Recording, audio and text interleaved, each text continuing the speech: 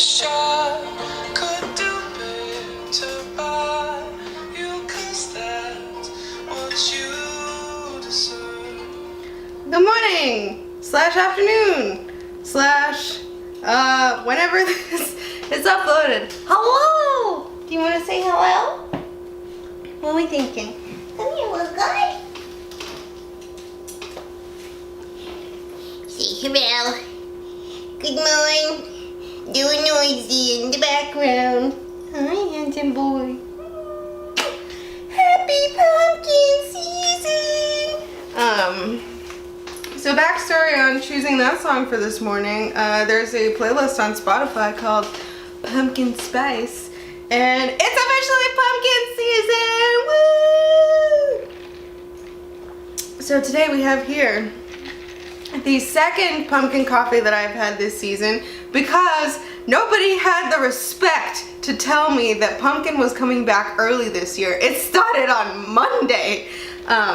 So this is actually the second pumpkin spice coffee that I've had. I've yet to have a pumpkin spice latte because I don't really do dairy anymore, which doesn't affect like the milk part of it. I could always just get a different kind of milk, but I don't know. I just haven't taken the time. I'm not really a huge Starbucks fan, so I haven't gone to Starbucks, and even when I go to Dunkin', I don't know. I'm really into cold brew lately, as y'all most likely know. So this is the pumpkin spice syrup with cold brew from Dunkin', and then I added my silk soy creamer because obviously you know what you signed up for when you came in. Also, this is what's left of my beautiful flower arrangement. It was good knowing you while you were here, but it was in which you wouldn't know if you didn't work in a flower shop ever. When you do like big arrangements like that, you have to put these little like green, it's essentially like the blocks you use in yoga to kind of prop up your butt or your whatever when you're doing a pose. It's like that, but you soak it in water, and that's what you put the flowers in to keep them in place. But it doesn't do very well to keep them alive for extended periods of time. So there's some left over, but it's not very cute, so I took it off the table because I'm trying to keep the aesthetic alive here. It's actually so good. I'm really trying to cut down on sugar, but I had a free drink from Dunk's, so I got a large iced cold brew with pumpkin, and I'm having half today, and then half is in the fridge for maybe another day, so just saving my free drinks and such. But yeah, this week was pretty solid. I have a lot of really exciting things coming up, and I actually know what I want to talk about this week, so here we go. The theme I have for this week is back to school stories, which I only went to, well, not that I only went to school once. I have my move-in story from college, and other than that, really back to school, like I don't really have any super memorable things that I guess I could talk about. When I was in high school, I did band camp before school every year, so that was fun, I guess. But band camp for us was never what traditional band camp was for a lot of people. I know most people that, even a high school that was our basically competition school, because they were the next town over, they would go to Arizona for an extended, I guess, weekend band camp every year, and you know, learn drill and stay in the stadium. And we would just go to the high school every day. For the morning one was from 9 to 12, and then the afternoon was from 1 to either 3 or 4, I think. And so that's what we would do. We would go teach the freshmen how to march, because I was usually a section leader, so I had to do that. And then start working on music and pep band tunes. And so that's really what back to school was for me in high school. When I went to college, it was a whole different animal because I moved across the country and was starting fresh. So it was a lot different. It was a big learning experience, as people like to say, which is absolutely true. So I'll get into that. Just wanted to recap from last weekend as well. and also something not so great, actually not great at all, happened this week, and so I will talk about that at the end. So, last weekend was my grandmother's 74th birthday. Happy birthday, Babs. You're welcome for that surprise visit. So I was with my family last weekend, which is why I didn't get my episode up until Sunday. I'm still, and I know it's been about a month, but I'm still debating if I want to record on Saturday, schedule to upload Sunday so that it's at least more consistent. But I just haven't figured it out yet. So I'll get there. I also want to start making other videos, which I have a list running, but also I recorded a sketch that I'll be cutting together and putting up on Instagram and Facebook later today as well. So just creating fresh content over here.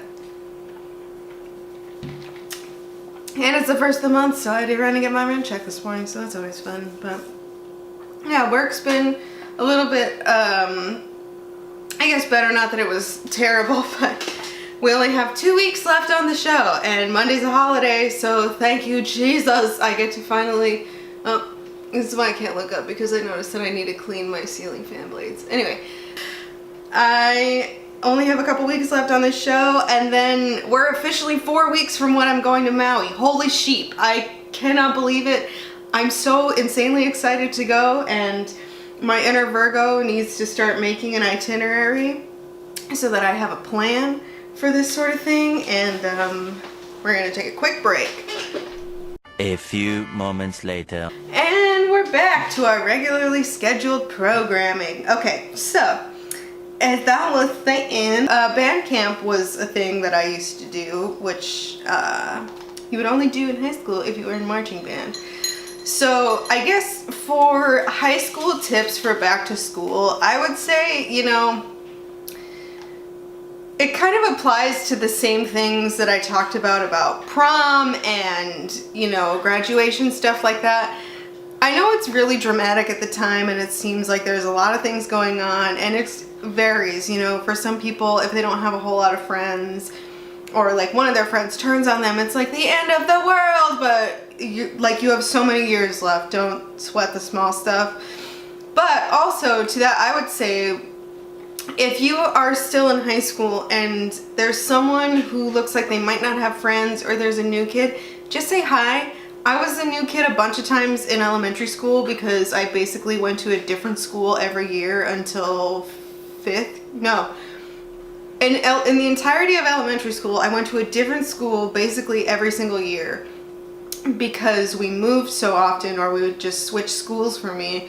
And so finally, when I was in 6th grade, which technically I didn't even go to the first half, I was with that same group of people until graduation. So just say hi. You know, sometimes new kids aren't very outgoing and they just want to make friends, you know?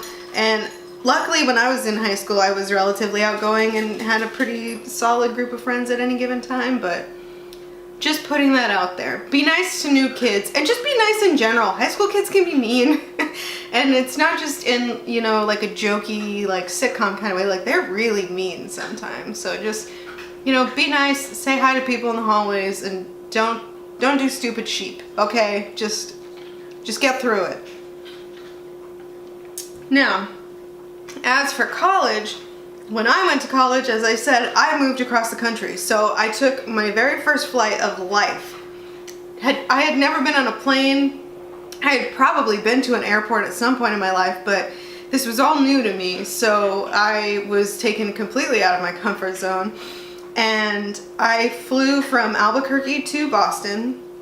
And when I got there, the high school English teacher of mine, who was basically the one who told me about the school I ended up going to, and said, you need to do liberal arts. Like, you are gonna just not really do anything with your talent if you stay here. And so she really pushed me. She actually moved back to Massachusetts when I was going to college. And so her parents picked me up from the airport, and they took me to the Cheesecake Factory, which, not that I had never been to a Cheesecake Factory, but they took me there. We went back to the house. I think Sarah, hello, was at some sort of alumni event or something for her college, so she wasn't able to pick me up, but I did end up seeing her that night. She took me on a tour of Boston. We went to New York with one of her really good friends from high school who also went to Emerson, and so it was really great. And then she was the one who helped me move into my dorm along with the entire orientation leading staff. So we got to Boston, and they had gotten me, they being the people who helped me move in, had gotten me some supplies and everything. And so I was the first of the roommates that I had to move in. And we basically had one giant room to share amongst 4 of us. There were no walls. We all just kind of had this massive communal space, which basically is funny now as an adult because the room that we had is essentially the size of my living room, and there were 4 girls living in it. Each of us had a twin bed, a pop-up closet, and an extra dresser. And so when I got there, I claimed the window, or a window because we had 2 of them, spot, and set everything up. And so yeah, the first friends that I made at school were actually, I think 2 of my roommates. One was not the best, but that's okay because you don't have to like everyone, you know, it's fine. So I move in, get settled, and I went to a Red Sox game and had kind of gotten a feel for the school because, mind you, this is the first time I'm seeing the school in person. I never toured the campus. I just said, that sounds great, sign me up, and then I showed up. So I get everything settled, and I went to some of the orientation events, but not all of them, and then started becoming really good friends with one of my roommates, and so I would hang out with her friends. But my point in just kind of glazing over all this is to say that one of the biggest things that I wish that I had done in college was to get more involved. And a true story about my college experience that I joke about now, but it kind of sucked at the time, was that I really did audition for just about every comedy troupe in my college, and I didn't get into any of them, ever. I was never in any clubs. I didn't do any extracurricular stuff because I was so depressed from being away from home. And then when I finally came out of that, I was working all the time because I was not one of these children of doctors and lawyers who didn't have to work while they were in college. And so I was always so stressed about supporting myself and not, you know, just taking all of my parents' money for going to this college. And so it was a really hard time. And I know it's easy for me to say looking back that I wish I had gotten involved more, but I think even something, you know, small that would have been manageable would be good. But that's not to say that I didn't have a good college experience. So what I would say to any freshman going into college is just try everything, because a lot of times when you're going into college as a freshman, you think you have to have everything figured out, or you have to do everything that's in line with one thing that you want to do or one thing that you want to be, and you don't have to do that. You know, I through classes was able to kind of do that, but I wish I had done at least one sort of club or something so that I knew more people and maybe had more friends, so I would have had an easier time while I was there. But that's not to say that my college experience was not great, because it really was. And so I think for me, if I could do college over again, I would not, because as fun as it was equally as difficult. So yeah, but I would say just, you know, experiment with different clubs and stuff. You never know what you're gonna enjoy. I went to school for film production and ended up taking a writing for television class, and that was the most fun I've ever had in a class. It was basically just a group of us writing jokes and pretending to be writers for television shows, and it was amazing, and it taught me that that's something that I might want to do someday. So also, I think it may have, you know, helped me become a better comedian, because as a comedian you have to write jokes, so it's the same thing for television.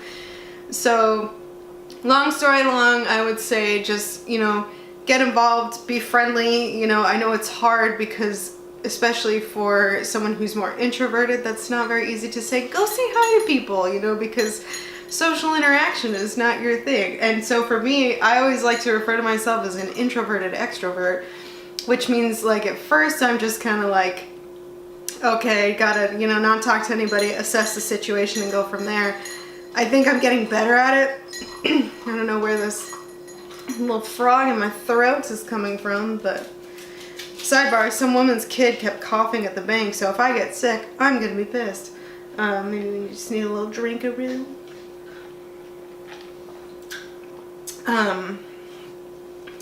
But yeah, the other thing I wanted to mention is that if you do make friends while you're in college, it can obviously make being there easier.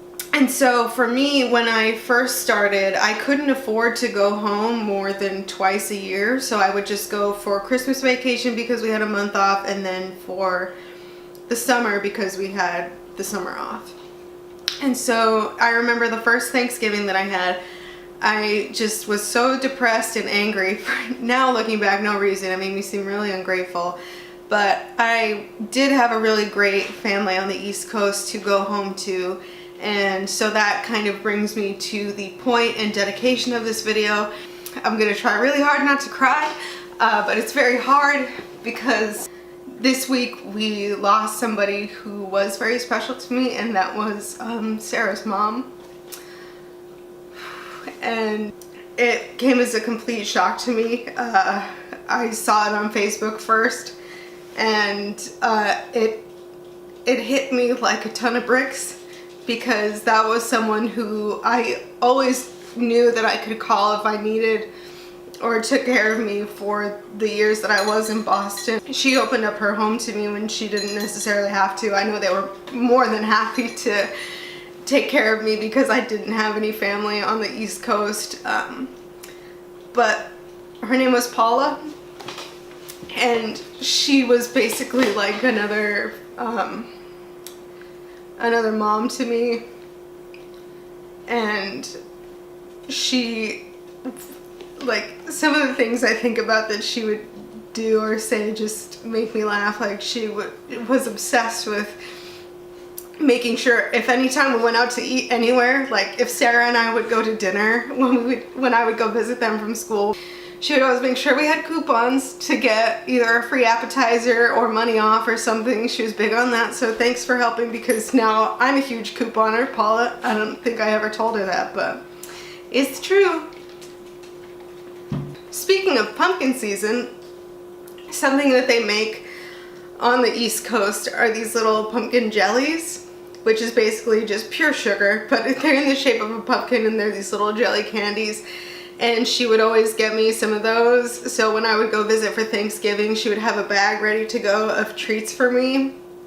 And it was always like pumpkin jellies, like candy, school supplies, like so many great things. They would send me a birthday card every year.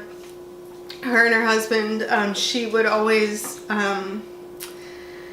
you know, ask me about school, and I would go see them on Thanksgiving and then try to squeeze in another visit during the school semester to go visit them. And I think the last time I saw them in person was, it had to have been right before I moved to California, so it would have been the December of 2014.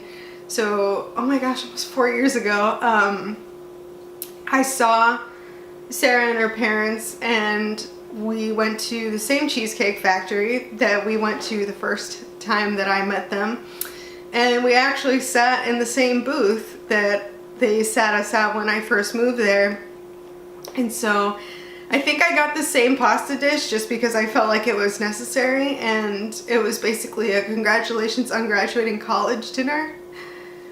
And she was always so proud of me and so like accepting and happy for me. And it was just really nice because when I first moved to Boston, I didn't have family, and so they became my family, and I'm so grateful. I wish that I could have been there. The services were actually today, so I'm very upset that I wasn't able to make it for that, but it's okay because I can still honor her here. So this video is dedicated to you, Paula. Thank you so much for taking me in as your own and for always making sure that I was fed and happy and knew that I had you guys to support me if I ever needed it. I'm forever grateful for everything that you guys did to help keep me sane in Boston, and you are so loved and missed, and yeah, I'm very thankful that I was able to be a part of your life, and just thank you for making me a better person, because I'm so grateful. And I didn't realize I was gonna cry this much, but I guess it's one thing to be sitting in your feelings and thinking about something, and then when you actually talk about it, it's a lot harder. So I think we're gonna call it a day. As much as I would love to try to get through more stuff, I don't think that I can transition out of this in any kind of way. And so yeah, I just wanted to address that and say thank you, Paula, and this video is dedicated to you.